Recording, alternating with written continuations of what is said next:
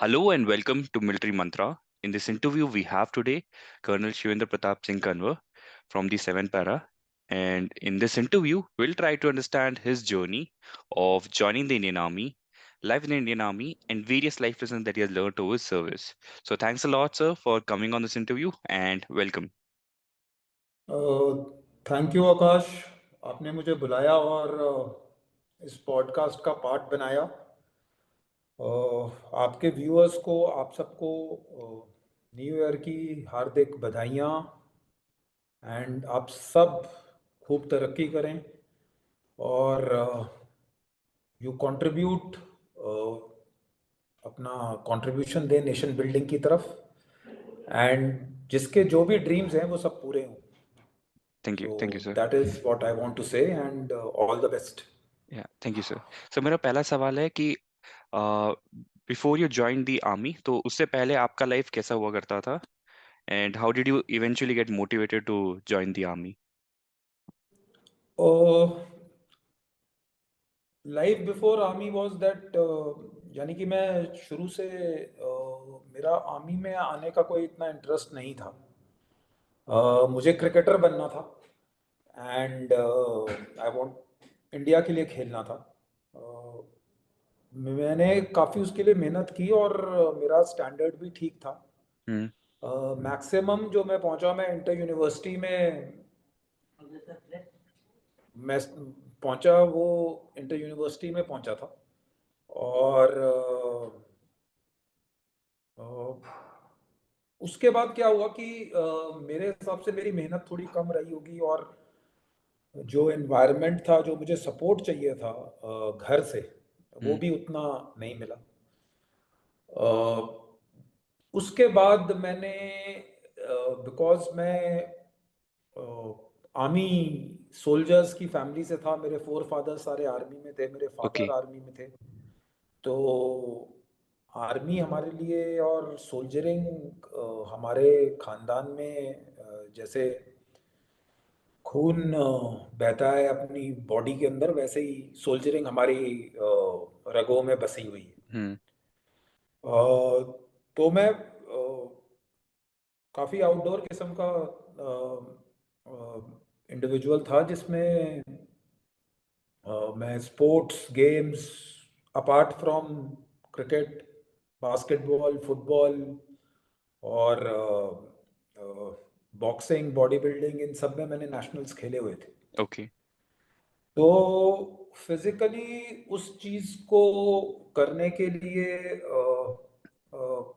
मैं तैयार था। जब मेरा ये क्रिकेट वाला ड्रीम पूरा नहीं हुआ, तो फिर मैंने आर्मी को ज्वाइन करने का सोचा। Hmm. और फर्स्ट लव मेरा क्रिकेट था, लेकिन मैं उतना ही मोटिवेटेड था और अ, फिर मेरे को और कोई ऑप्शन, मेरा कोई चॉइस भी नहीं था। और फिर मैंने, Hmm.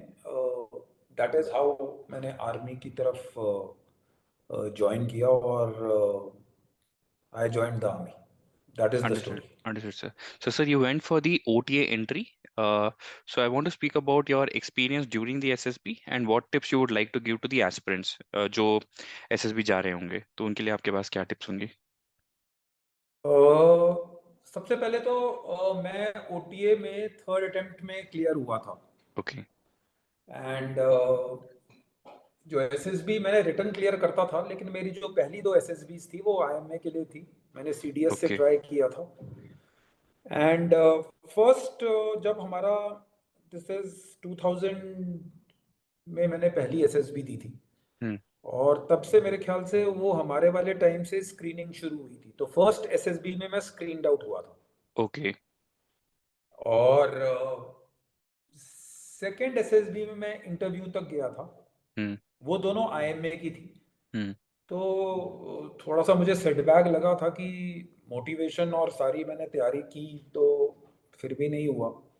उसके बाद मैंने थर्ड अटेम्प्ट में मैंने कोई ज़्यादा तैयारी नहीं की थी, बट मैंने रिटर्न एग्ज़ाम, मेरी मदर ने बोला कि दे आओ जाकर, तो फिर मैं हाफ हार्टेडली मैंने दिया। और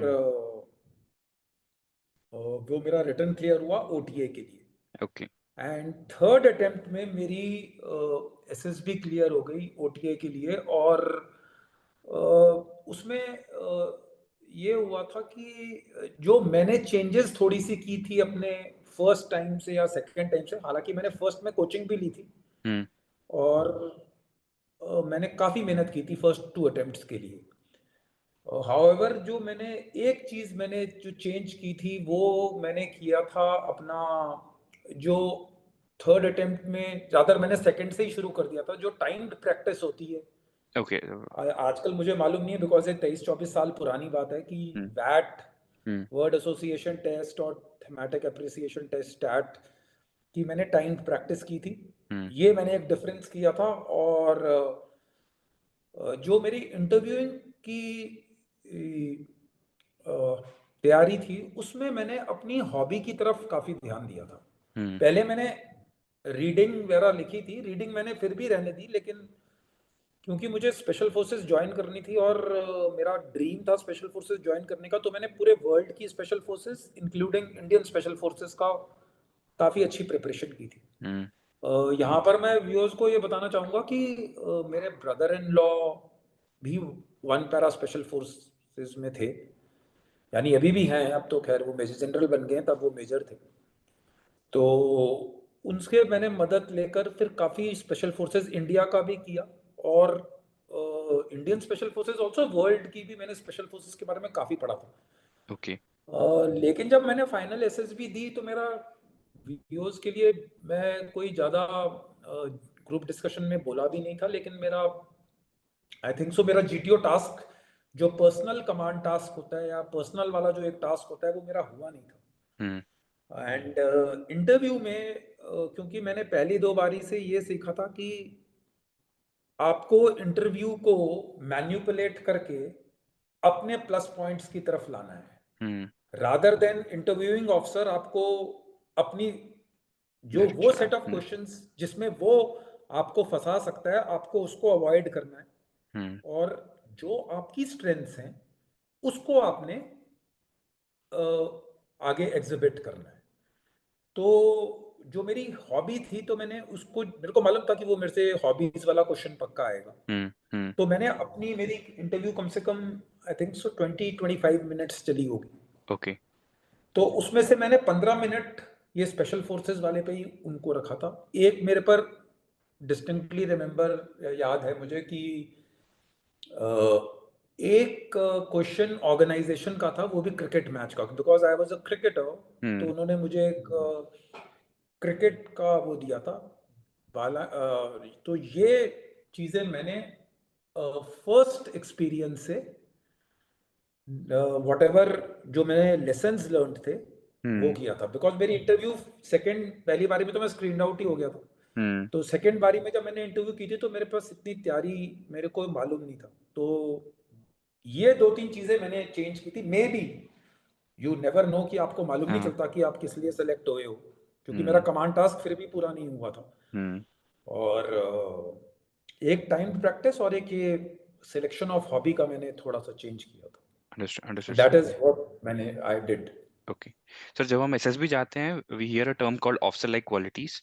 now that you are already been officer, you have been a colonel, were you aware about OLQs when you were in SSB, and now what is your perspective about officer like qualities? Akash, एक चीज बताऊंगा मैं आपको हाँ। कि ये मेरी सब एस्पायरेंट्स से भी I would like to suggest, मेरे एक सजेशन है, जो OLQs हैं, officer like qualities,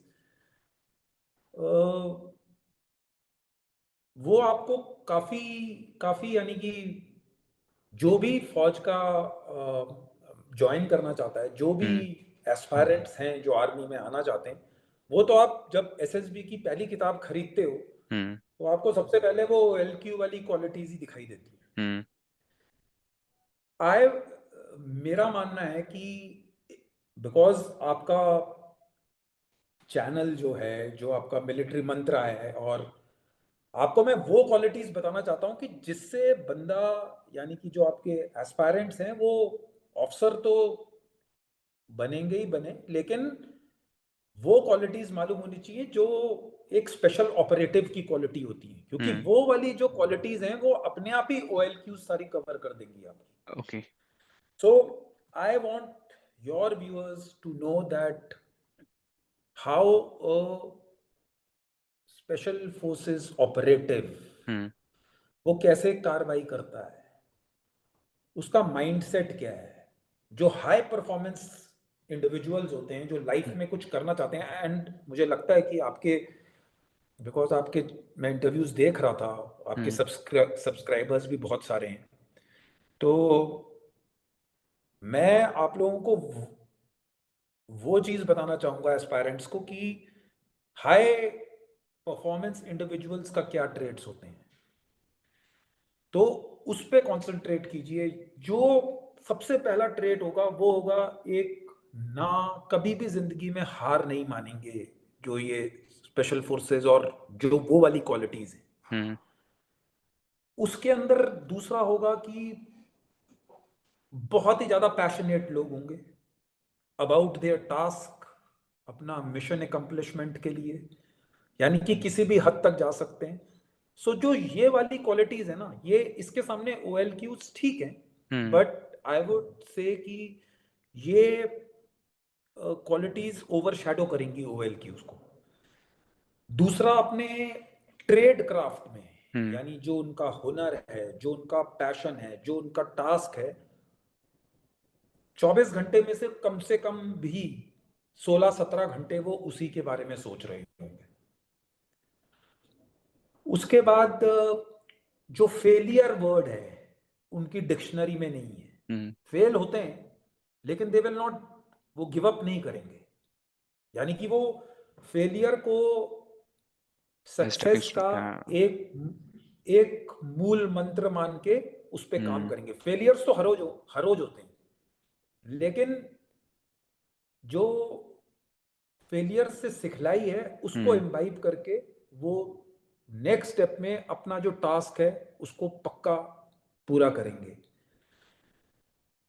team spirit, वो इतनी ज्यादा, वो ब्रदरहुड वो इतना ज्यादा होगा कि उनके लिए उनकी जो पेटर्नल और मेटर्नल फैमिलीज, जो ब्लड रिलेशंस हैं वो कम होंगे, और जो अपने ब्रदर्स हैं और जो अपने साथ टीममेट्स हैं उसके प्रति, यानी वो कुछ भी कर सकते हैं। देयर आफ्टर, क्योंकि उन्होंने इतनी हार्ड ट्रेनिंग और इतना कार्रवाई कर दी है, हम्म। एक प्रोफेशनल एरोगेंस होगी उनमें, यानी कि वो वैसी एरोगेंस नहीं, वेरी, यानी हम्बल होंगे, बहुत ह्यूमिलिटी होगी, ज्यादा बातचीत नहीं करेंगे, चुपचाप काम करेंगे अपना, ज्यादा दिखाएंगे नहीं।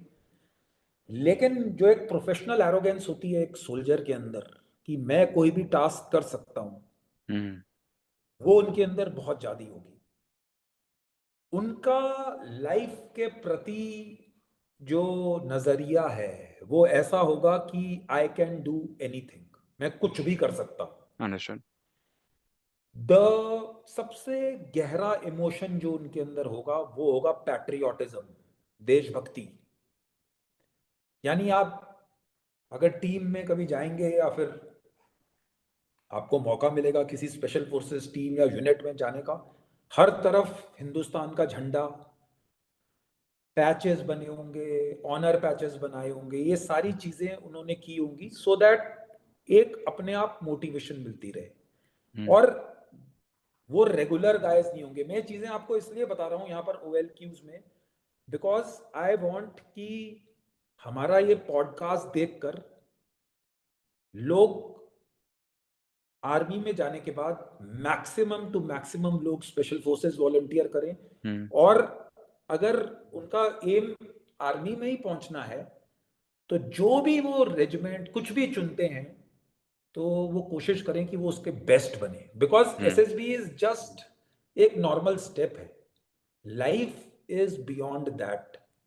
तो ये वाली जो क्वालिटीज हैं, ये ये I would want, because OLQs तो आपको वैसे ही बुक्स में ही पता लग जाएंगी, यस। लेकिन ये जो कुछ क्वालिटी हैं, हम्म। एंड वेदर वो SSB क्लियर करें, वेदर वो फौज में जाएं, उसका कोई फर्क नहीं पड़ता। हम्म। आपने मेहनत की, आप अगर डिजर्व करते हो तो आप पहुंच जाओगे। और मैं चाहता हूं कि वो एम हाई करें, ड्रीम को big, they must dream big, बड़ा यानी ड्रीम करें, एंड फिर उसके हिसाब से उतना ज्यादा एफर्ट डालें, understood. So that SSB clear करना तो उनके लिए नॉर्मल बात हो। They got should think at a higher platter. That is how you achieve great things in life. आप ग्रेटनेस तभी हासिल कर सकते हो जब आप अपना ड्रीम बड़ा रखेंगे इट। और उसके लिए मेहनत करेंगे। So these are the understood. Qualities they should imbibe, यानी इनको फॉलो करें, इनके बारे में पढ़ें तो वो ज़्यादा, मेरे हिसाब से अगर मेरे इस पॉडकास्ट और आपके पॉडकास्ट के थ्रू स्पेशल फोर्सेस में जितने भी व्यूअर्स देखते हैं, अगर 100, 150, 200 ऑफिसर्स, 300, 400 पहुंचते हैं प्रोबेशन के लिए, मैं चाहूंगा कि मेरे लिए तो वो बहुत बड़ी अकम्पलिशमेंट है। Yeah. Because in special forces we are always, हम हमेशा वॉलंटियर्स ढूंढ रहे हैं और इस हम्म। दुनिया में वॉलंटियर्स मिलना बहुत कम है। तो आई वुड रिक्वेस्ट कि अगर हम, कि अगर मैं किसी को मोटिवेट कर सका और वो मेरे से पूछे, तो मैं ये चाहूंगा कि ये वाली क्वालिटीज पे लोग ज्यादा ध्यान दें। हम्म। ओ एल क्यूज इसमें अपने आप ही कवर हो जाएंगे। Understood sir. सर, तो एसएसबी के बाद you went to the medicals and then you entered the officer training academy. तो आपका जो एक्सपीरियंस था ऑफिसर ट्रेनिंग एकेडमी में, कोई ऐसा मेमोरेबल इंसिडेंट था जो आप शेयर करना पसंद करेंगे? ओके। जब मैंने मेरा मेडिकल वगैरह सब फर्स्ट अटेम्प्ट में क्लियर हो गया था, हमारी ओटीए की 2001 अप्रैल में ज्वाइनिंग थी। ओके। और मैंने अपने पहले से ही टाइम से डिसीजन ले लिया था कि मैं स्पेशल फोर्सेस ज्वाइन करूंगा। हम्म। मेरा बहुत ज़्यादा डीप रूटेड पैशन था। हमारे जो मेरी फैमिली है वो पूरी इन्फेंट्री ओके। लोगों के हैं, यानी सारे इन्फेंट्री, मेरे फादर ग्रैंडफादर सब इन्फेंट्री में ही थे। एंड ग्रैंडफादर वगैरह तो ब्रिटिश आर्मी में थे। मेरे फादर ने 65 और 71 की लड़ाई में हिस्सा लिया है, वो जैकरिफ में थे। Hmm. He was a gallantry award winner in both the wars. और because he had seen a very tough life, he didn't want me to join infantry. Okay. उनको लगता था कि ये पहाड़ी चढ़ेगा और इसका कुछ लाइफ में कुछ करेगा नहीं, इसको थोड़ा आराम करना चाहिए। बट मेरे को हमेशा स्पेशल फोर्सेस ही ज्वाइन करनी थी। यहाँ तक मेरा जुनून जो आप कह सकते हो और जो पैशन था वो इतना ज़्यादा था कि मेरे ब्रदर इन लॉ ने मुझे पहले ही मरून बेरे दे दी थी, हम्म। और मैं उसको पिल्लों के नीचे रखकर सोता था जब मैं कॉलेज में था। और मैं कहीं पर भी जाऊंगा बाहर, वो मेरे बैग या रक्सैक में या उसके साथ ही रहती थी। तो मैं उसके बाद एकेडमी में पहुंचा, लेकिन मेरे को एकेडमी का दो इंसिडेंट्स बहुत क्लियरली याद है। मैंने पहले दिन से ही लोगों को बोल दिया था कि मैं स्पेशल फोर्सेस ही ज्वाइन करूंगा और कोई मेरे को रेजिमेंट नहीं चाहिए। हम्म। उसकी वजह से सीनियर्स का थोड़ा सा रगड़ा वगड़ा भी मुझे लगा। एंड ओटीए की, टू बी वेरी फ्रैंक, मुझे ट्रेनिंग डिफिकल्ट नहीं लगी ज़्यादा। हम्म। बस ये चीज़ था कि हम लोग जो जूनियर बैच था जब हमने ज्वाइन किया था, तो थोड़ी गर्मी ज़्यादा पड़ती थी क्योंकि हम्म। अप्रैल का महीना था। लेकिन थोड़े दिन में, बिकॉज मैं घर से ही काफ़ी ट्रेनिंग व्रेनिंग करके आया था तो, और मैं फिजिकली फिट था, तो मुझे ट्रेनिंग इतनी मुश्किल नहीं लगी। हाउएवर, दो इंसिडेंट्स में, एक बारी हमारी क्रॉस कंट्री हुई थी जिसमें मैंने इतना दम लगाया कि मैं डिहाइड्रेट हो गया। उसके बाद हमारी बीपीटी थी, उसमें भी दो बारी जब मैं डिहाइड्रेट हुआ तो मुझे लगा कि यार ये तो फिर मेरी फिटनेस पे थोड़ा प्रॉब्लम है, यानी हम्म। कि मुझे कुछ करना पड़ेगा। ऑल्दो मैं बिल्कुल क्लियर था कि मैं स्पेशल फोर्सेस ही ज्वाइन करूंगा, मेरे हम्म। दिमाग में कोई और मेरे दिल में कोई शक नहीं था।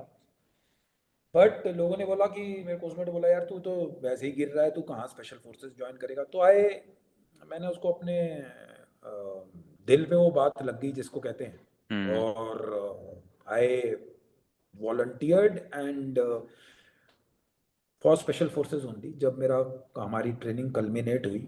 And that is how it was. बस ये दो इंसिडेंट्स मुझे याद है, बाकी ट्रेनिंग वाज, मेरे को कभी इतनी ओटीए की ट्रेनिंग डिफिकल्ट नहीं लगी, ओनली हम्म। बिकॉज कि मैंने स्पेशल फोर्सेस ही ज्वाइन करना था, तो मेरे को लगा था कि मेरे जो कैपेबिलिटी है हम्म। वो नॉर्मल कैडेट से थोड़ी ज़्यादा होनी चाहिए। इन दो इंसिडेंट्स ने मेरे को थोड़ा सोचने पे मजबूर किया था, बट मेरा हार्ट और मेरा दिमाग मालूम था कि मेरे को और मेहनत करनी है। तो मैंने फिर मेहनत करके फिर मैंने कार्रवाई की वो, दैट इज वॉल। बाकी तो training was just routine normal training थी, गॉट इट सर। उसमें कोई इतना मेरे को मुश्किल नहीं लगा। तो सर आपने मेरे को बताया था you went through multiple probations in different units, तो what was your first experience and how did it eventually you went for other probations, so if you can narrate that. Okay, the I have done 3 probations in total. Hmm. जो मेरा first था, मैंने जब academy से volunteer किया तो मुझे 2 para SF मिली थी, एंड वैली में डिप्लॉयड थी, तो मैं वहाँ पर गया था। और मैंने वॉलंटियर 9 के लिए किया था, लेकिन जो हमारी एमएस ब्रांच है वो थोड़ा लेफ्ट राइट, जिसने जो वॉलंटियर किया था उसको वो मिली नहीं थी, maybe hmm. Some checks and all. So मैं 2 पैरा एसएफ में गया, वहाँ पर मैंने 3 महीने का प्रोबेशन किया। और फिजिकली आई वॉज फिट। हमारे उस वाले फर्स्ट प्रोबेशन में 45 डेज पैरा सेंटर में बैंगलोर में होती थी, okay. and 45 days was in the unit. So unit was deployed in field. I went, did my routine speed marches and all, सब कुछ किया। और फर्स्ट प्रोबेशन में आई कुंट क्लियर इट। मेरे को फिजिकली कोई प्रॉब्लम नहीं थी, maybe some the reason given was some rigidity in decision making, and it was, यानी मेरे लिए बहुत बहुत बड़ा हार्ट ब्रेक था वो, बिकॉज मेरे को लगता था कि मैं प्रोबेशन क्लियर कर लूंगा, ऐसी कोई डिफिकल्ट थी। Probation hmm. Was difficult, but मुझे लगा कि मैंने, सो आई कुंट क्लियर, मैं पहली बार नहीं क्लियर कर पाया। Then I went back to my parent unit. उस टाइम पे ऑप पराक्रम था, ओके। और मेरी पेरेंट यूनिट 8 मराठा थी। ऑप पराक्रम वाज बेसिकली जब पार्लियामेंट अटैक हुए थे या 2001 में, स्टैंड ऑफ। उसके बाद op Parakram. So from JNK I went to my parent unit, जो कि 8 मराठा है, वो राजस्थान में डिप्लॉयड थी। तो वहाँ पर गया, वहाँ पर मैंने इन्फेंट्री, वो बहुत अच्छी यूनिट थी, और यानी कोई उसमें प्रॉब्लम नहीं थी, पर मेरे को स्पेशल फोर्सेस ही ज्वाइन करना था। मैंने उधर काफ़ी लड़ाई वड़ाई की, दोबारा वॉलंटियर किया, मेरे को लोगों ने मना किया, मेरे हम्म। एडजुटेंट 2IC ने बहुत उसमें पंगा पड़ा। एक दिन मैं डायरेक्ट ही CEO के पास पहुँच कर मैंने बोला, सर मेरे को जाने दो, मेरे को वापस जाना है। जो मेरे CEO थे वो भी अपने टाइम में जब यंग थे वो स्पेशल फोर्सेस वॉलंटियर थे, पर हम्म। वो कर नहीं पाए होंगे, तो उन्होंने मेरे को रिकमेंड कर दिया, और मैं, मेरी दोबारा प्रोबेशन आई। हम्म। तो फिर मैं दोबारा आई, again I went to 2 para SF, okay. And this time the probation 6 महीने का हो चुका था। और फिर मैंने दोबारा प्रोबेशन किया, जाते ही स्पीड मार्चेस, फिर वही रगड़ा वगड़ा शुरू हुआ जो प्रोबेशन का होता है। और उसके बाद वो वाली प्रोबेशन मैंने क्लियर की। हम्म। उसके बाद मैंने वो प्रोबेशन क्लियर किया, मैं 2 पैरा में वैली में ऑपरेट किया मैंने कम से कम 1.5 पौने 2 साल। एंड समवेयर अराउंड 2004 में मेरे को मेरे थोड़े डिफरेंसेस हो गए थे with in the team, and I field, मैंने अपना नॉन पैरा वॉलंटियर भरा, और फिर मैं वापस टू पेरेंट यूनिट। पैरा से वापस अपनी पेरेंट यूनिट में आ गया था। तो मेरी पेरेंट यूनिट वहाँ से कारगिल में थी। मैं वहाँ पर गया, वहाँ पर मैंने हाई ऑल्टीट्यूड वॉरफेयर स्कूल का कोर्स किया, वहाँ पर इंस्ट्रक्टर ग्रेडिंग थी। उसके बाद मैंने हाई ऑल्टीट्यूड में 6 महीने काटे, और वहाँ से, क्योंकि वहाँ पर कोई इतना एक्शन नहीं था, सिर्फ वेदर के अगेंस्ट ही लड़ाई थी, हम्म। तो आई वॉलंटियर्ड फॉर राष्ट्र राइफल्स। ओके। तो मैं 2005 से 2007 आई वेंट टू राष्ट्र rifle unit in Banihal. I carried out, यानी काउंटर टेररिस्ट ऑपरेशंस में था। 2007 की बात है, जब मैं डिप्लॉयड था बनिहाल में, तो जो हमारे फोर्स हेडक्वार्टर था उसमें जो जीवन ऑप्स थे वो कर्नल गौरव चतुर्वेदी थे, 7 पैरा के। ओके। हाँ। तो वो मेरे को मिले, उनको उनको मिलने के बाद बोला कि भाई तू दोबारा वॉलंटियर कर।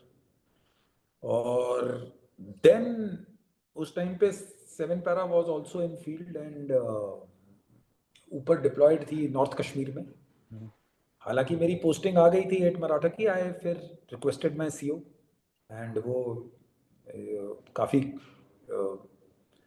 He helped me a lot. और जो मेरे आरआर वाले सीईओ थे उन्होंने मेरा फिर से पैरा वॉलंटियर फॉर्म साइन कर दिया, और मैं फिर उसके बाद थर्ड प्रोबेशन के लिए 7 पैरा में पहुंचा। एंड फिर मैंने 7 पैरा एसएफ की प्रोबेशन क्लियर की, और इट वाज अगेन वही 6 मंथ्स की प्रोबेशन थी। वो मैंने प्रोबेशन दोबारा से की, क्लियर की। उसके हम्म बाद आई रिमेन्ड इन 7 पैरा, और फिर finally I commanded 7 para and then I left army. तो I did 3 probations। Every probation was difficult in its own way. Hmm यानी कुछ इंसिडेंट्स हैं जो कि हर प्रोबेशन आपने बहुत एसएफ ऑफिसर्स का दिया होगा, तो हम्म फर्स्ट वाली प्रोबेशन में मैं बिल्कुल एकेडमी से बाहर था, तो हम लोग फील्ड में डिप्लॉय थे, तो मैं सिर्फ रॉकेट लॉन्चर और एचई हाई एक्सप्लोसिव राउंड्स होते हैं वही मेरे हम्म पिट्ठू में रहकर मैं घूमता रहता था पूरा हम्म टाइम। एंड वेपन्स हम कर नहीं सकते थे, एक बारी वेपन को आप छोड़ नहीं सकते थे। हम्म तो बाय चांस मेरे से वेपन छूट गया, तो मेरा एक बारी कहीं लेफ्ट राइट हुआ तो उसका फायरिंग पिन ही निकाल दिया लोगों ने, हम्म मेरे प्रोबेशन वाले जो उस्ताद उस्ताद थे। तो ये सारे इंसिडेंट्स थे। बाकी सेकंड में मेरे को straight away he hello week से ही टाइप से शुरू कर दिया था, और वो मैंने मैनेज कर लिया था जाते ही, क्योंकि मैं राजस्थान से गया और वैली में गया, तो जाते ही 30 किलोमीटर अच्छा स्पीड मैच हम्म थोड़ा सा डिफिकल्ट था। But then I was third probation की सबसे इम्पोर्टेंट बात ये थी कि थर्ड प्रोबेशन में मेरी एज अराउंड 29 ईयर्स थी, हम्म और आपको एक लाइफस्टाइल आराम पसंद। हालांकि मैं फील्ड से जा रहा था, तो मैं ज़्यादा रनिंग और वो सब कर नहीं पाया था, आर से हम्म स्ट्रेट चला गया। और आपको एक आराम की आदत पड़ जाती है। सो वहाँ पर सारे जो टास्क देने वाले ऑफिसर्स थे वो सब मेरे जूनियर थे, हम्म बिकॉज जो ज़्यादा प्रोबेशन में जो ज़्यादा तंग करते हैं वो कैप्टन और लेफ्टिनेंट्स ही तंग करते हैं, जो हम्म आपको टास्क देते हैं। तो मैं उन सबसे सीनियर था, तो वो थोड़ा माइंडसेट मुझे चेंज करना पड़ा। But each and every probation यानी डिफिकल्ट, फिजिकली और मेंटली सैपिंग, जैसे होती है प्रोबेशन, जैसी होनी चाहिए। हम्म और ये था यानी कि, बट मैंने आपको बताया मेरे को दो चीज़ें लाइफ में मैं कभी नहीं, एक तो मैं हार नहीं मानता हूँ जल्दी, hmm I don't lose my heart and I don't quit. और दूसरा है कि अ, मुझे फेलियर पसंद नहीं है। हम्म सो आई क्लियर्ड, मैंने कर ली थी तीनों दे, ये प्रोबेशंस थी तीनों मेरी। got it, sir. So, sir, when you were a young officer and you went into combat for the first time, so how was that experience for you, and what were the various learnings that you had? या तो the जो first जो हमारा operation था, यानी कि वो मेरी सेकंड प्रोबेशन जब मैं कर रहा था, तो हमारे यूनिट की पॉलिसी थी कि as a operative, but as a आप अफसर हो, क्योंकि आप रैंक तो लगाते नहीं हो प्रोबेशन में, Hmm. तो वो आपको एम्बुशेस वैम्बुशेस में अंडर एनसीओज एंड जेसीओज भेजते थे। Okay. तो हमारा कांटेक्ट फर्स्ट ऑपरेशन में मैंने ड्यूरिंग प्रोबेशन ही कांटेक्ट देख लिया था। हम लोग शूपिया में डिप्लॉयड थे, साउथ कश्मीर, एंड क्रेवा मानलू जगह है, 24 दिसंबर 2002, मुझे दिन भी याद है। एंड हमने वहाँ पर मल्टीपल एम्बुशेस लगाए थे। सो मिलिटेंट्स केम, देवर फायर फाइट हुआ, उन्होंने फिरन विरन पहना हुआ था, तो वो सिविलियंस के साथ थे। तो जहाँ पर हमारी एक पार्टी डिप्लॉयड थी, उन्होंने, अगर आप जेएंडके में देखोगे तो घर Yeah. के Yeah. ऊपर वाले जो एरिया में खाने का सामान रखते हैं, Hmm. ये जो कैटल होती है उसका, तो उसके अंदर हमारे बंदे बैठे थे। उन्होंने चैलेंज किया, तो मिलिटेंट ने, हमें पता लग गया, हथियार दिखाई दे गया, उन्होंने उठाने हथियार उठाया, तो उन्होंने फायर किया, लेकिन एलएमजी हमारी दो मिस फायर हो गई। Hmm. उसके बाद फिर फायर किया, उतनी देर में फिर मिस फायर हो गई, तो दो बारी एलएमजी मिस फायर हुई, कितने में मिलिटेंट निकल गए। लेकिन हमने 4-5 जगह से पार्टीज लगाई हुई थी और हम घूम रहे थे। तो जो हमारी दूसरी पार्टी थी, जिसमें मैं था और एक और पीछे वाली पार्टी थी, उसमें वो दे बैंग्ड इनटू अस। तो वहाँ पर फिर फायर फाइट हुआ, यानी कि हम लोगों ने रिटेलिएट किया, यानी 20-25 सेकंड में ही 10 सेकंड में ही 150-200 राउंड निकल गए होंगे सब तरफ से, हम्म बहुत मिलिटेंट्स ने फायर किया। देवर 2 गाइस, और फिर वो एक घर के अंदर घुस गए। दूसरी तरफ घर के नीचे एक ऐसे नाला सा था, वो रिवाइन सी थी, दूसरी पार्टी ने वहां से किया, हमारी पार्टी ने इनिशियली कॉर्डन लगाया एंड फिर इन द मीन टाइम हमने पूरा वो घेर लिया था और we eliminated them in 3-4 hours. We tried, हमने कोशिश की कि सरेंडर कर दें, पर उन्होंने हम्म किया नहीं, तो इवेंचुअली वी किल्ड देम। उसमें डिप्टी डिस्ट्रिक्ट कमांडर थे, ओके था हिजबुल मुजाहिदीन का, जिसको हमने मारा था, उसके साथ एक और था। तो दो, that was the first contact and it is, यानी कि वो तो एक्सपीरियंस ऐसा होता है कि जैसे, हालांकि उसके बाद भी मैंने काफ़ी कॉन्ट्रैक्ट्स देखे, बट वो जो पहला एक्सपीरियंस ऐसा होता है कि बिकॉज अभी तक आपने सिर्फ टारगेट पे फायर किया है, टारगेट हम्म फायर बैक नहीं कर रहा है। हम्म जो फायर फायर की जो खुशबू होती है ना, वो एक बहुत ही उसका नशा होता है। आप किसी रियल कॉम्बैट ऑपरेटिव से पूछोगे, वो खुशबू जो गन पाउडर की उस एटमॉस्फेयर में होती है, वो इंटॉक्सिकेटिंग और नशे वाली चीज़ होती है। हम्म हर ऑपरेटिव, जो टियर 1 ऑपरेटिव है, जो वॉलंटियर है, जो ये सब काम करना चाहता है, उसके लिए इट इज़ लाइक बैप्टाइजेशन। और आप जो भी कहो कि it is, you are you are जो आपने पूरी लाइफ ड्रीम किया है और जो आप करना चाहते हो, वो आपको, आपकी ट्रेनिंग का निचोड़ जो है, हम्म आप 100 ऑपरेशंस लॉन्च कर लो, लेकिन अगर आप एक फायर फाइट देखोगे तो that is equivalent to 100 operations. Hmm so वो that is, it was a very very, बहुत ही अच्छा एक्सपोजर, बहुत ही अच्छा, मेरे को तो वो लाइफ चेंजिंग एक्सपोजर लगा, बहुत ही अच्छा था। I really remember it. got it, sir. So, since you were also a paratrooper, so how was your first experience when you jumped out of an aircraft? How did that feel like? मैं what I will, मैं आपको बताऊंगा कि जो jump है, Hmm. It's a very normal thing. यानी कि you can also jump, NCC के Hmm. बच्चे भी जंप करते हैं। Jump is just a mode of insertion. First jump was like, इतना वो एक्सपीरियंस, एयर एक्सपीरियंस और वो सब करा देते हैं कि मेरे को तो it is not very great thing I found कि जंप करना कोई ज़्यादा था। द इंसिडेंट विच, जो मैं आपको बताऊंगा, वो इंसिडेंट है जो कि ज़्यादा इम्पैक्ट, और जिसको जिसको करने से मेरे को लगा कि यस, मैंने कुछ अचीव किया है। वो ये था कि जब आप जंप करते हैं, जंप तो आजकल सारे कर रहे हैं, लेकिन जब आप उसके साथ एक वर्ड कॉम्बैट लगा देते हैं, Huh. So that is what differentiates between normal jump and, तो हम लोग, बिकॉज जब आप कॉम्बैट वर्ड लगाओगे और कॉम्बैट जब होगा, तो जब आप जंप करते हो तो आप अपने बैटल लोड्स के साथ करते हो। Hmm. हथियार है तो आपके पास 100 किलो वेट होगा। उसके बाद आप, अगर आप राजस्थान में कहीं जंप कर रहे हो, तो आप 1-1.5 घंटा उस जहाज के अंदर रहोगे, वो उसका पूरा वो है। उसके बाद आपको आधा घंटा पहले कहीं बार वो खड़ा कर देते हैं। तो देन जब उसमें कॉम्बैट ऐड होता है, तो वो अलग ही, यानी कि उसका उसका पूरा मायने बदल जाता है। तो Hmm. जो फर्स्ट जंप थी, वो उस हिसाब से कुछ नहीं थी। जब मैं कमांड कर रहा हूँ, जो मैं इंसिडेंट बता रहा हूँ, जब मैं कमांड कर रहा था, तो हमारे एक कंपनी ग्रुप का ड्रॉप था, टीम ग्रुप का, Okay. सॉरी, इन जैसलमेर में। तो टू मोटिवेट ट्रूप्स, मैंने भी उनके साथ जंप किया था, एंड वो जंप था C-130 से। Hmm. एंड जब C-130 का अगर आप देखोगे, तो जो AN-32 का एग्जिट है, Hmm. वो पीछे से होता है, Hmm. यानी एग्जिट डोर पीछे है, लेकिन C-130 का साइड में होता है। तो आप, AN-32 इज द इजिएस्ट, आप सीधा जाओ और बाहर चले गए।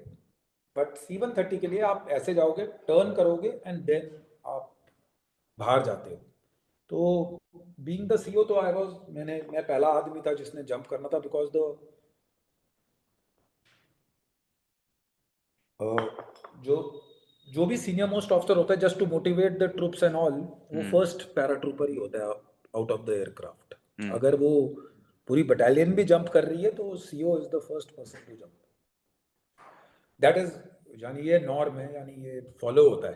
हम्म। और उसके बाद मैं उस कंपनी ग्रुप में, बिकॉज मैं तो, मेरी company team group was jumping, तो मैं उसमें चला गया और मैंने जंप किया। जब वैसे मैंने एग्जिट किया तो मेरा कंधा उसके साइड डोर पे लगा और मेरा पोजीशन खराब हो चलो, गया। ओके। एंड बिकॉज हम लोग वेट्स के साथ जंप कर रहे थे और मैंने भी अपना रक्सैक बांधा हुआ था, और उसका एक रिलीज हुक होता है जो हम्म। आपकी नी के पास होता है, जिसको आप रिलीज करोगे तब वो नीचे लटक जाता है। और उसके दो फायदे होते हैं कि एक तो जो आपका रक्सैक है वो अलग हो जाता है, आपसे दूर होकर गिरता है। अगर वो आपकी बॉडी के साथ ही लगकर गिरेगा तो आपको चोट लगने के चांसेस होते हैं। हम्म। और सेकंड ये होता है कि बिकॉज नाइट जंप है, जंप तो लड़ाई के टाइम में और प्रैक्टिस के और ट्रेनिंग जंप तो रात को ही होते हैं, हम्म। तो जो वो रक्सैक है वो काफी नीचे तक लटकता है। सो जैसे ही, बिकॉज आपको रात को दिखाई नहीं देता है कि, क्योंकि कोई नीचे डीजेड मार्क नहीं होता है, हम्म। बिकॉज यू आर, आप प्रैक्टिस ही लड़ाई की कर रहे हो। तो हाँ, जब ट्रेनिंग आगरा में जो पैराट्रूपर्स ट्रेनिंग स्कूल है, जब हमारी बेसिक जंप्स होती हैं और वो सब होता है, उसमें वो नीचे डीजेड मार्क कर देते हैं ताकि लोगों को पता लगे कि डीजेड आ रहा है। ओके। लेकिन जब आप एक्सरसाइज जंप्स करते हो और जब आप लड़ाई की तैयारी कर रहे हो तो डीजेड में कुछ नहीं होता, तो it hmm. Is just like बिल्कुल काला एरिया दिखाई देता है और उसमें पता नहीं लगता। तो जो अगर आप अपना रक्सैक रिलीज कर दोगे तो वो आपसे पहले ग्राउंड हिट करता है, तो एक हल्की सी आवाज होती है जिससे पता लग जाता है कि ग्राउंड आने वाला है, तो बंदा हम्म। और अपनी पोजीशन टाइट बना लेता है। सो इन दैट केस क्या हुआ, मेरा वो रिलीज हुक ही रिलीज नहीं हुआ। तो हम्म।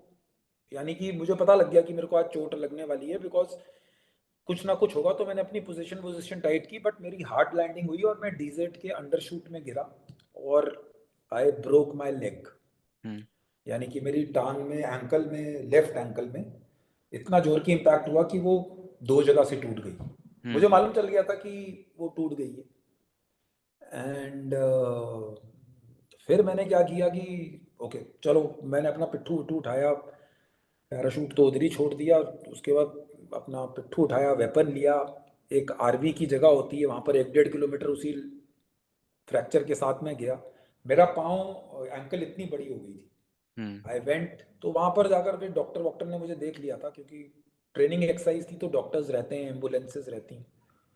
फिर मुझे जैसलमेर से बीकानेर में लेकर गए जहाँ पर एमएच वेमएच और फैसिलिटीज़ थी, वहाँ पर उन्होंने देखा। एंड फिर मुझे वापस आगरा एयरलिफ्ट करके, जब टीम ग्रुप की एक्सरसाइज ख़त्म हुई तो हम लोग आगरा वापस आए वहाँ पर। तो मैं ये इंसिडेंट आपको इसलिए बता रहा हूँ क्योंकि कहीं जो लोगों के दिमाग में मिसनॉमर होता है या फिर गलत फहमी होती है कि ह्यूमन शरीर क्या क्या कर सकता है और क्या क्या ले सकता है, हम्म। ये आपके व्यूअर्स को मालूम होना चाहिए।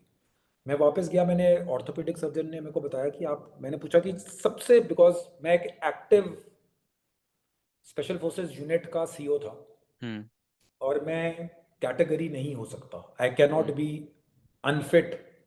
तो मुझे अपनी टांग सबसे पहले ठीक करनी थी, वो मेरा एम था। तो मैंने उससे पूछा कि सबसे ज़्यादा, बोला आपकी सर्जरी होगी अगले दिन ही। यानी हम रात को पहुंचे, अगले दिन मॉर्निंग में ही मैंने अपनी सर्जरी करवाई। एंड उन्होंने उसके अंदर सर्जरी करने के बाद एक नेल और ऐसे तार से उसको एंकल को वो किया, टेम्परेरी प्लास्टर लगाया। 2 हफ्ते का वो रहा, मैं सिक लीव पे रहा, पर मैं घर नहीं गया, ऑफिस में अपना काम करता रहा। और उन्होंने मुझे क्रचेस दे दिए। मैं आपको बताऊंगा आकाश कि मेरे लाइफ का वो सबसे गंदा फेज था।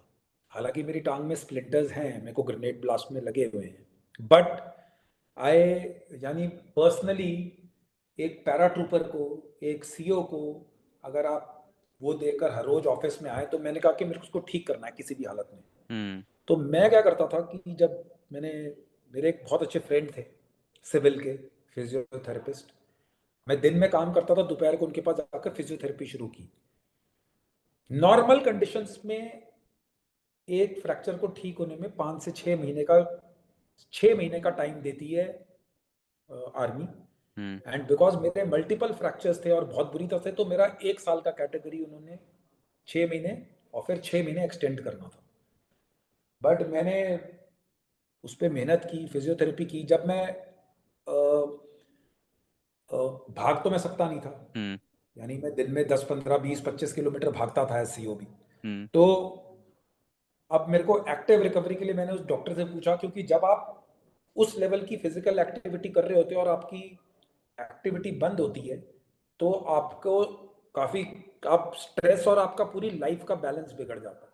हम्म। तो उस डॉक्टर ने मुझे बोला कि आप एक्टिव रिकवरी करो। तो हम्म। मैं, मेरे ए टीम वाले बंदे थे जिनके बारे में मैं आपको बताऊंगा, तो वो मेरे को लेकर जाते थे और मैं जिम में जाता था और वहाँ पर आर्म्स की एक्सरसाइज करता था। यानी कि मैंने अपनी कुछ अब। एक्सरसाइज पाँव की हम्म। नहीं करता था, वो करता हम्म। था।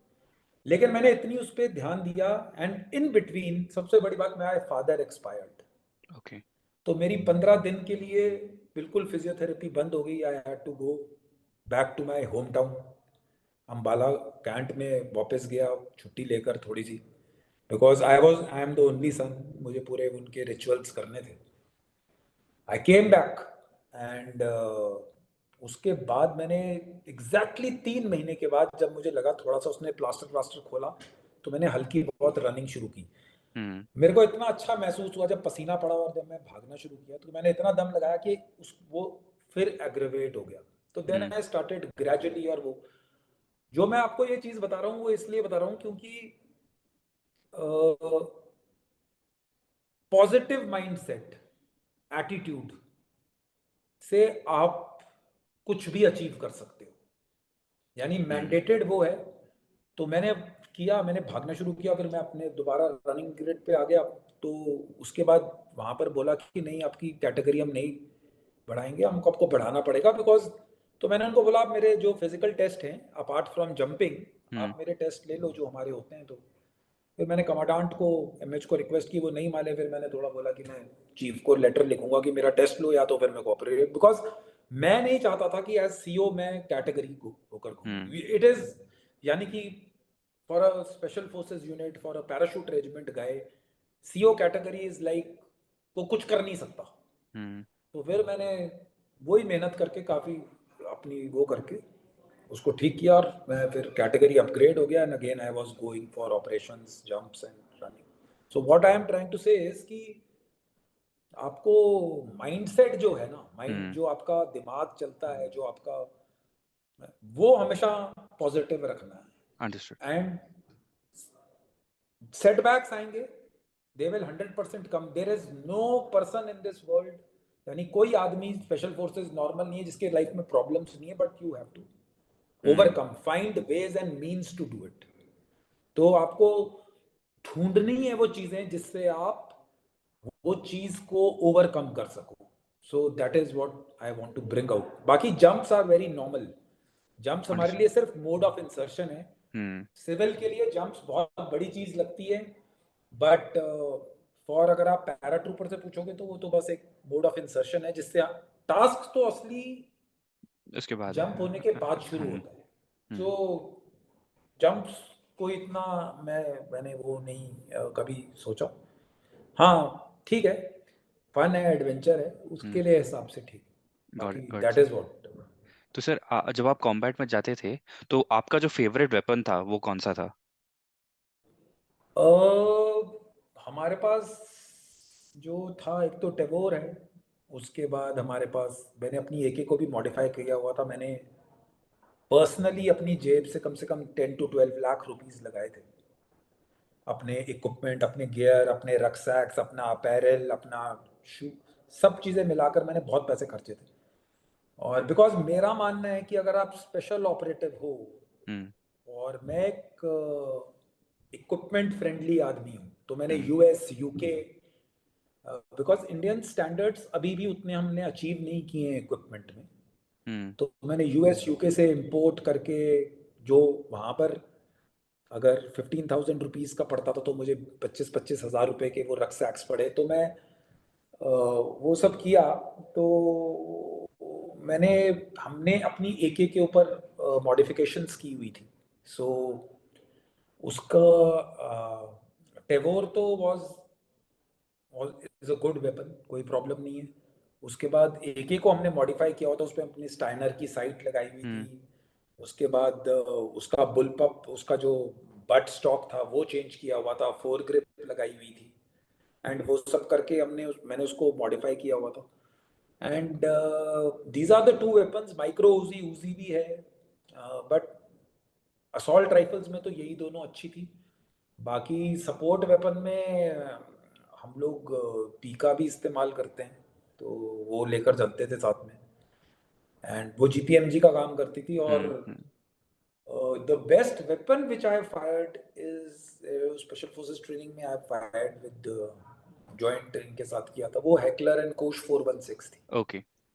वो नेवी सील्स यूज करते हम्म। हैं, and it is a beautiful weapon. वो हम इंडियन आर्मी में तो नहीं है वो, हम्म। एंड आजकल आ गया हो अभी 1 1.5 साल में, तो मुझे मालूम नहीं है हम्म। बिकॉज ऑफ इट्स, बिकॉज अगर आप एके और टेबोर को देखो, टेबोर फिर भी ठीक है बिकॉज छोटा हथियार है, आप हम्म। रूम इंटरवेंशन में उसको इस्तेमाल कर सकते हो। बट हेकलर एंड कुश का 716 is a very compact weapon with बहुत ज़्यादा रेट ऑफ फायर भी बहुत अच्छा है, and that is a good weapon. वो मैंने फायर किया तो वो it was good weapon. Got it. बाकी Got it. इंडिया में दोनों Tavor and AK were my favourite.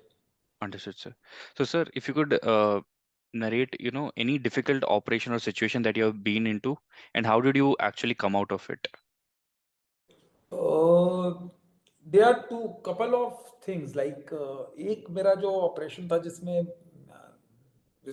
I never told anybody, even my parents and my family might not be knowing कि मेरे पाँव में स्प्लिटर लगे हुए हैं। वो हमारे ऊपर, that was in valley in Hmm. विच हमारे पास इंट थी 2 बंदों की, तो हम वहाँ पर गए। एक्चुअली माउंटेनियस टेरेन था, तो हमारे को जो इंट मिल रही थी, और उस टाइम पे मोबाइल्स नहीं थे, I am talking of Hmm. 2005-06, and जो इंट थी वो जेनरिक इंट आती थी। तो हम लोग माउंटेन्स में अगर आपको एरिया कवर करना है तो इट इज़ वेरी डिफिकल्ट। तो Hmm. हमें दोपहर के आसपास इंट मिली कि 2 मिलिटेंट्स की खबर थी जो आए हुए थे, और हम लोग ने एक पार्टी, हम उस विसिनिटी में जनरली लगते थे बिकॉज हमारे कैंप से Hmm. वहां तक पहुंचना used to take 2 hours. Okay. तो उस दिन हमने पहले से ही प्लान किया हुआ था बिकॉज हमको जेनरिक मालूम था कि ये होने वाला है कांटेक्ट, लेकिन स्पेसिफिक नहीं आती। लेकिन वो जहाँ पर जिस घर में आया था उसके घर के लोगों ने ही आकर हमें, they Okay. Came to the camp and they told us कि हो रहा है। तो व्हाट हमने किया कि हमने एक फेक पार्टी निकाली, जैसे जो छुट्टी पार्टी वाले Hmm. निकलते हैं, just to divert intention, and main party के साथ हम लोग गए, and we were able to reach that place because they thought कि जो मिलिटेंट्स के ईडब्ल्यू अर्ली वार्निंग वाले थे, उन्होंने सोचा कि ये छुट्टी वाले इधर जा रहे हैं। हमने स्कर्ट करके we Hmm. Reach the spot. नहीं, शाम हो गई थी मेरे ख्याल से, हाँ शाम हो गई थी, एंड इट वाज रमज़ान का महीना था, नवंबर नवंबर अक्टूबर नवंबर नवंबर था वो बेसिकली। Hmm. एंड हमने उधर जाकर किया तो मैंने, उनका वो डबल स्टोरी टाइप घर था, दो Hmm. घर थे नीचे, उनके जानवर वगैरह थे। तो मैं अपने बडी के साथ था, मेरे पास होम एंड अर्थ वाला बंदा था एक साथ में रखा हुआ था, Okay. बिकॉज वो लोकल था, उसको सारा कुछ मालूम था रास्ते वास्ते। तो मेरा मेन बडी भी था, वो भी था। तो मैंने ऊपर जाकर कमरे की सर्च वर्च की, हमने कुछ, हमें मिला नहीं। लेकिन इंट हमारी बहुत पक्की थी बिकॉज उसमें हमारे को कोई शक नहीं था। सो क्या हुआ कि अ, जब हम ऊपर सर्च कर रहे थे तो हम दीवारों पे भी मार के देखते थे, क्योंकि बीच में कई बार गैप्स में भी हाइड आउट्स बनते हैं। सो जहाँ से वो ऊपर से घर वाले नीचे चारा फेंक देते हैं इसके Hmm. लिए, कैटल के लिए, वहां पर एक ऐसे बोरी वोरी पड़ी थी। तो व्हाट, मैंने उसको अपने एके से ऐसे करके नीचे पंच करके देखा कि इसमें कुछ है तो, बिकॉज वो पूरा अंधेरा था। तो हम Okay. अपनी एके के आगे टॉर्च वॉर्च लगा के रखते थे, वो नजर नहीं आता था। तो मैंने देखा, but that was on first floor of the house, वो पहले फ्लोर पे था। मैंने देखकर उसको देखा, मुझे कुछ नहीं, मैं पीछे मुड़ा। अचानक मेरे को कई बार ऐसा लगता है ना आपको कि पीछे कोई Yeah. खड़ा हुआ है, तो मैंने ऐसे करके पीछे मुड़ के देखा तो there was this guy with a, he was just मेरे ख्याल से 1 मीटर ही दूर होगा, उसने पूरा बर्स्ट मेरे ऊपर निकाला। वो आज तक incident he finished of his complete magazine. वो आज तक इंसिडेंट मैं भूला नहीं हूँ मैं। हम्म वो मेरे को गोलियां कैसे नहीं लगी, I have no answer to that. I also fired and मेरा क्योंकि एंगल ऐसा बन रहा था कि वो ऊपर से स्प्रे हुई होगी और तो he went back and I jump from the first floor and I landed down लो। In the mean time he threw a grenade. Hmm वो ग्रेनेड मेरे पास फटा और मेरे स्प्लिंटर विंटर लगे और हम लोग उसी में फिर स्टिल हो गया पूरा। वो ऊपर से फायर करता रहा एंड उसका एक और बंदा था, दो थे वो, दूसरा तो पीछे की तरफ था तो हम उसको देख नहीं पाए। And then contact started my buddy in the mean time because वो ग्रेनेड के टाइम उसके थोड़ा ज़्यादा लगा था तो उसको हमको इवैक्यूएट करना पड़ गया। But I stayed there for the whole night hmm and it was, यानी कि काफ़ी ठंड बहुत ज़्यादा उस दिन। उस दिन काफ़ी मुश्किल हुआ। भाई हमने उनको सरेंडर के लिए बोला, वो नहीं माने। वो सुबह तक फिर और फोर्सेस हमारे, यानी अच्छा कॉर्डन वॉर्डन हमने कर दिया था with the help of our units and hmm everybody. And then we सुबह फिर आरएल वारएल मार के उसको we eliminated them. But that night was, एक तो ये इंसिडेंट था जो कि it still is very fresh in my mind. और दूसरा था कि हमें, जब मैं कमांड कर रहा था, हमें एक टास्क मिला था जिसमें मैंने अपनी ए टीम वाले बंदे चुने थे। यानी वो लोग हैं जो स्पेशल फोर्सेस में भी बेस्ट ऑफ द बेस्ट होंगे। हम्म यानी उनके लिए मिशन अकम्प्लिशमेंट सबसे इंपॉर्टेंट है। 10 ही लोग मिले। मैंने काफ़ी यूनिट्स देखी हैं, मैंने स्पेशल फोर्सेस देखी है, एयरबॉर्न यूनिट्स देखी है, मैंने आरआर देखी है, मैंने 31 आरआर कमांडो देखी है जो कि पैरा की आरआर है। हम्म लेकिन ये 10-12 लोग हैं, उसमें 2 अफसर थे और 8-10 जवान थे जो I think so they are the, यानी वो स्पेशल फोर्सेस किसी भी वर्ल्ड की स्पेशल फोर्सेस को भी वो मात दे सकते हैं। दे वर दो काइंड ऑफ गाइज। यानी कि हमारे को टास्क मिला था, this was a conventional task. इसके लिए हम रक्की वक्की के लिए गए थे somewhere in the mountains and अगर वो हम टास्क करते तो हमारा 99.9% आना वाज, यानी मुश्किल था। और टास्क होने के बाद द होल फलक्रम जिसको कहते हैं ऑपरेशंस का would have turn in favour of our country.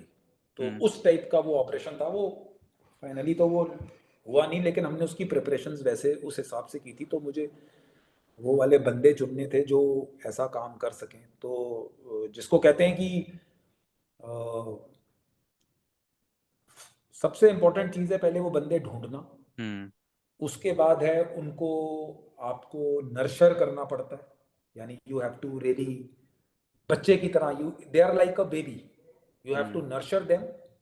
और जब वो पूरे तैयार हो जाते हैं तब आपको उनको एक लायन की तरह या शेर की तरह अनलीश करना है hmm so that they can do the task. उनके लिए वो जो क्वालिटी ऑफ मैन पावर है, वो उसके लिए फैमिली कुछ नहीं है, अपना घर बार कुछ नहीं है, अलाउंसेस कोई मैटर नहीं करते। उनको सिर्फ एक ही चीज़ चाहिए कि हमारा काम होना चाहिए। और they are like those kind of guys. आप हम्म आज भी मिलोगे, लेफ्ट राइट करोगे, बुलाओगे, कभी भी आ जाएंगे। They are still serving in the army. मैं तो बाहर आ गया हूँ एंड यानी कि आपको कुछ भी, यानी दे कैन डू एनीथिंग। 24 घंटे में उनके चेम्बर में राउंड रखवाता था हम्म जब हम ट्रेनिंग भी करते थे, whether we were in peace और वी वर इन फील्ड। उसके बाद ड्राइवर्स, अगर हमको place A to place B में जाना है तो मैंडेटेड 8-10 घंटे के बाद लोग गाड़ी चलाना बंद कर देते हैं। हम लोग 16-16, 18-18 घंटे की प्रैक्टिस थी। उसके बाद नॉर्मल फौज और स्पेशलाइज्ड यूनिट्स भी हैं, वो अपनी एक्लेमेटाइजेशन शेड्यूल, उनको मैं पहले दिन ही ले जाकर स्ट्रेट हाई ऑल्टीट्यूड में पीटी करवाता था। खुद भी हम्म करता था, ऐसा नहीं है कि मैं उनके साथ नहीं रहता था। तो मैंने वो जो बंदे चुने थे, वो हमने उसका नाम ए टीम दिया था। और we used to call it, वो वेरी, वो यानी कि बहुत ही हार्डकोर टाइप लोग थे। और उनको मैं ज़्यादा एज सीओ, मैं उनको ज़्यादा डिसिप्लिन के मामले में उनको ज़्यादा तंग नहीं करता था। यानी उनको फ्री था, वो अपने कार्गोस पहन के घूमेंगे, दाढ़ी बाल बढ़ाए हुए थे सब कुछ। सो दे यूज टू जस्ट प्रैक्टिस, यानी वो प्रैक्टिस सिर्फ अपना ट्रेड क्राफ्ट करते थे, हम्म। यानी काम करते थे, दे वर प्रोफिशिएंट उसमें थे। जो ऑफिसर ऑफिसर थे आप, दे आर यानी कि जैसे इनमें से जो मेरे 2 IC थे उस टाइम पे, सेकंड इन कमांड, वो भी उसके पार्ट थे। हम्म। वो आप विश्वास नहीं करोगे, हम लोग 13-14 हज़ार की हाइट पे डिप्लॉयड थे, उन्होंने अपने टेंट में ही अपनी रेंज बनाकर वो उसमें पिस्टल की फायरिंग करते थे पूरी पूरी ओके। रात। यानी it was not a real pistol, but hmm. To practice अपना कंट्रोल। तो मेरा टेंट उनके साथ ही था, तो मैं सोचता था रात को टक टक टक टक, मैं जब सोता था तो आवाज़ कहती, और इतनी हवा चलती थी, इतना तेज होता था, वो रात को उसमें प्रैक्टिस करता था। जो हमारा स्क्वाड कमांडर था, उसको निकनेम हमने गुरी दिया हुआ था। हम्म। तो वो यानी कि जवान होकर वो ग्रीन टीम और सील टीम 6 की किताबों से पढ़ता था, यानी इंग्लिश को। हम्म। यानी इंडियन आर्मी में बहुत कम जवान होंगे जो इंग्लिश पढ़ते हैं और उसको इम्बाइब करने की कोशिश कर रहे हैं। उसमें एक बंदा और था, हैरी, जो कि कम्युनिकेशन सॉफ्टवेयर ही डेवलप करने में लगा हुआ था, कि अगर बाय चांस कम्युनिकेशन पे, यानी ये इनको मैं नहीं बोल रहा हूँ, यानी वो अपने ट्रेड क्राफ्ट का, जिसका जो पहला ट्रेड था, हम्म। वो उसी पे काम कर रहा था। देन देयर वाज एक और मैंडी था, उसके लाइफ के दो ही एम है, एक्सरसाइज करना और मिलिटेंट मारना। हम्म। तो यानी कि वो माइंडसेट जो है ना, वो हम्म। नॉर्मल लोगों में नहीं होगा, दे वर नॉट नॉर्मल गाइस। यानी कि मेरे को, मैंने बहुत बहुत सारे ऑपरेटिव्स देखे, मैंने ऑफिसर्स देखे, बहुत जवान देखे, जेसीओज देखे, लेकिन ये पूरी 18 साढ़े 18 साल में, 20 साल में से स्पेशल फोर्सेस, एयरबॉर्न, और मैं ये नहीं बोल रहा हूँ कि मैं एक यूनिट में रहा हम्म। हूँ, आपको जैसे मैं बता रहा हूँ मैंने कितनी यूनिट्स देखी हैं, मैंने हम्म। इन्फेंट्री भी देखी है। और ये बंदे हर, ये भी एक बात बता रहा हूँ कि ये बंदे हर यूनिट में होते हैं, ये नॉर्मल इन्फेंट्री में भी होंगे जो स्पेशल फोर्सेस से भी तगड़ा माइंडसेट वाले होंगे, और ये स्पेशल फोर्सेस में भी होंगे जिसमें जो नॉर्मल स्पेशल फोर्सेस है उससे भी तगड़े बंदे होंगे, जिनको कोई लेना देना नहीं है और सिर्फ मिशन अकम्प्लिशमेंट, और वो कुछ भी काम कर सकते हैं। सो दैट काइंड ऑफ, जो जो मेरी satisfaction I would say as CO, as वो होगी, वो मेरी उन बंदों को ढूंढना है। बाकी तो रूटीन कॉन्टैक्ट वॉन्टैक्ट सबने देखे हुए हैं, हम्म। और उनका स्किल सेट मुझे देखना है। कॉम्बैट फ्री फॉलर कौन है, हम्म। उसमें से डाइवर कौन है, उसमें से डेमोलिशन में अच्छा कौन है, नेविगेशन स्किल में कौन करेगा, कमांड कंट्रोल कैसे होगा, ये सब कैसे होगा। देवर अदर गाइस जो कि सर्वाइवल जिसको हम कहते हैं, मैं आपको बता रहा हूँ, ऐसे भी लड़के थे जो, आप ऑफ द लैंड सर्वाइव करना अगर सीखना है तो वो 500 मीटर या 200-300 मीटर दूर से सूंघ के बता देंगे कि आगे वाला अ, की फ्लोरा और फाउना और क्या आ रहा है, ऐसे भी हम्म। लड़के थे उसमें। हम्म। यानी कि वन ऑफ द, यानी बहुत ही तगड़ा आउटफिट था वो। और मुझे कोई डाउट नहीं था कि they were the best whatever I have encountered. मेरे अपने standards because of failures in my life have been बहुत ज़्यादा रहे हैं। मैं नॉर्मल लोगों को नहीं करता हूँ, मैं खुद भी नॉर्मल लाइफ नहीं लीड करता था, लेकिन ये कुछ लड़के जो मैंने ढूंढे, काफ़ी लोगों से मैं मिला, तो this kind of mindset I would like कि व्यूअर्स अपने नॉर्मल, जो अपने सिर्फ, एक तो है कि कोई नौकरी के लिए ज्वाइन कर रहा है, एक अपना पैशन को पूरा कर रहा है, जो पैशन वाला बंदा है ना, वो फिर मनी और वो सब चीज़ें मैटर नहीं करती। हम्म। सो ये वो वाले लोग थे जो कि इनको ढूंढो, नर्शर करो, और आप इनको फिर अनलीश करो, हम्म। तो then they will do wonders, that is what it is. Got it, sir. So, sir, you have experience with the other special forces within India and probably outside India. So, how was your experience with all of them?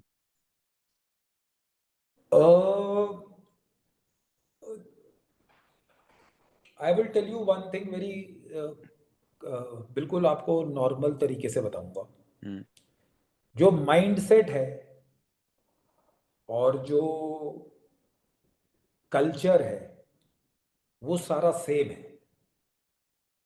आप चाहे green berries को लो, चाहे आप SAS को लो, SAS के वक्त मैंने training नहीं की है, लेकिन जब मैंने आर्मी छोड़ी थी तो मैं SAS के लोगों से मिला हूँ। I was there in UK for some time. तो जहाँ पर मैंने अपना क्लोज प्रोटेक्शन ऑफिसर्स कोर्स किया था, वहाँ पर Okay. SAS के और उनकी स्पेशल फोर्सेस के थे, तो आई कुड मेक आउट कि इनका माइंडसेट कैसा होगा। Mindset, training, physical fitness generally सब बराबर है। अभी जो मैंडेट है वो डिसाइड करता है कि स्पेशल फोर्सेस किस लेवल पे जा रही है। Hmm. अगर आप देखेंगे जो वेस्टर्न और नाटो कंट्रीज हैं, बेसिकली US एंड UK, वो ऑपरेशंस इराक में कर रहे हैं, अफगानिस्तान में कर रहे हैं। उनका माइंडसेट उस हिसाब से उस लड़ाई के लिए वो बना हुआ है। Hmm. यानी कि those guys are expeditionary in nature. Hmm. तो जो उनकी इक्विपमेंट प्रोफाइलिंग है और जो उनका बेंट ऑफ माइंड है और जो उनकी R&D है, ऑब्वियसली हम लोग बाहर जाकर नहीं लड़ रहे हैं। हम लोग एक हमारा नॉर्थ ईस्ट में और नॉर्थ में थोड़ा सा काउंटर टेररिज्म देख रहे हैं, या लेफ्ट विंग एक्सट्रीमिज्म है, बट वहां पर फौज का डिप्लॉयमेंट इज लिमिटेड। होगा तो मेरे को मालूम नहीं है, लेकिन मे बी NSG वाले उधर होंगे थोड़े बहुत, I don't know about that. तो आप ये व्यूअर्स और ये सब तो बिल्कुल क्लियर कर लीजिए कि जो फिजिकल फिटनेस है और जो माइंडसेट है वो लगभग बराबर है। Not giving up, fighting, failures को नहीं करना, ये सारी कार्रवाई करनी, वो जनरली इज द सेम। लेकिन वो क्योंकि बाहर जाकर लड़ रहे हैं और उनका वो सब है, अभी Hmm. उनको इंसर्शन के लिए ब्लैक हॉक्स, चिनूक्स मिलते हैं। इंडियन आर्मी में आप अभी भी इंसर्शन बाय फुट करते हो, तो Hmm. ऑब्वियसली हमारे हमारे वी ऑल्सो गो बाय हेप्टर्स एंड चॉपर्स, ALH में जाते हैं, लेकिन जिस प्रकार से वो लोग करते हैं वो उतना लेवल हमारा नहीं। तो ऑब्वियसली हमारा, अब आप, आई कैन, यानी कि मैं बोल सकता हूँ कि आप किसी भी स्पेशल फोर्स को वर्ल्ड में बुला लेना और इंडिया के स्पेशल फोर्सेस के साथ भगा लेना, तो कोई पकड़ नहीं पाएगा इंडियंस को, ठीक Hmm. है। बिकॉज हमारे को उस लेवल की ट्रेनिंग दी जाती है, उस लेवल का हमारा फिजिकल फिटनेस है। माइंडसेट मैंने आपको बता दिया। इक्विपमेंट प्रोफाइल में ऑब्वियसली फर्क है। They are, equipment is no doubt much more better than us. However, अब जब मैं, बिकॉज मैंने आर्मी हेडक्वार्टर में एक टेन्योर काटा है और I was in the procurement for special forces Hmm. As a staff officer. तो अभी सामान आ रहा है, we are improving.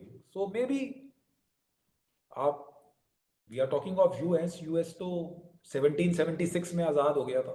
Hmm. India अभी 75 साल ही मना रहा है। Hmm. With passage of time and right mandate, things will change. But generally जो माइंडसेट है वो लगभग सबका सेम है। थोड़ा क्रेजीपन ये सब करना, बाकी एम्प्लॉयमेंट है जिनकी उनकी, they are fighting outside country, हम लोग अंदर कर रहे हैं, तो ये थोड़ा सा फर्क है। Otherwise I don't find them to be very, बहुत ग्रेट कुछ नहीं है। आदमी या ऑपरेटिव, Tier 1 ऑपरेटिव अपने एक्सपीरियंस से बनता है। Hmm. आप जितना मुझे कांटेक्ट दिखाओगे, आप जितना मुझे फायर फाइट्स में रखोगे, आप जितना मुझे एडवर्स कंडीशंस में रखोगे, मैं अच्छा बनूंगा। Got it's it. As simple as that. So Got it. That is what it is. बाकी इसमें कोई वो नहीं है। Got it. So my last question to you is, you have served in the army for a very long time.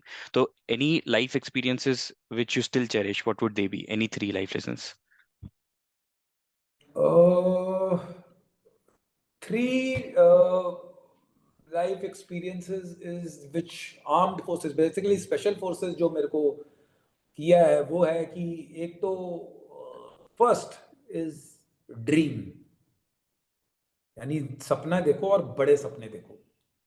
Don't don't because सपनों पे कोई tax नहीं लग रहा है। Hmm. आपका सपना बड़ा होना चाहिए जो कि आप अचीव करने के लिए उससे भी 4 गुना ज्यादा एफर्ट डाल सको। उसके बाद what ever happens in your life, यानी आप प्रोफेशनल या पर्सनल लाइफ में आप कुछ भी कर रहे हो, कुछ भी कर रहे हो, कभी गिव अप मत करो। never give up. This is what army and especially the special forces have taught me, कि कभी गिव अप नहीं करना है, कुछ भी कंडीशन हो जाए, बिकॉज जो विनर होता है ना, सब उसी को लाइक करते हैं, and try to be a winner in life, यानी विजेता या फिर जीतने की कोशिश हमेशा करनी चाहिए. There will be times when it is difficult, पर आप कोशिश कीजिए. And third is the team spirit. Find your mates, अपने टीम स्पिरिट, अपने ब्रदरहुड, यानी कि ये तीन चीजें हैं जो कि they are the life changing lessons from my special forces days. Brotherhood and कभी गिव अप नहीं करना है, and first is dream big, because अगर आप ड्रीम नहीं करोगे तो आप फिर उसके आगे अचीव नहीं करोगे. These are the three lessons I have learned. Got it sir. Sir काफ़ी अच्छा लगा सर आपसे बात करके. I think lot of people who will watch this podcast will also learn lot of things and get inspired as well. So thanks again, sir, okay for your time on this session. Jai Hind. Okay okay, thanks. Thanks Akash.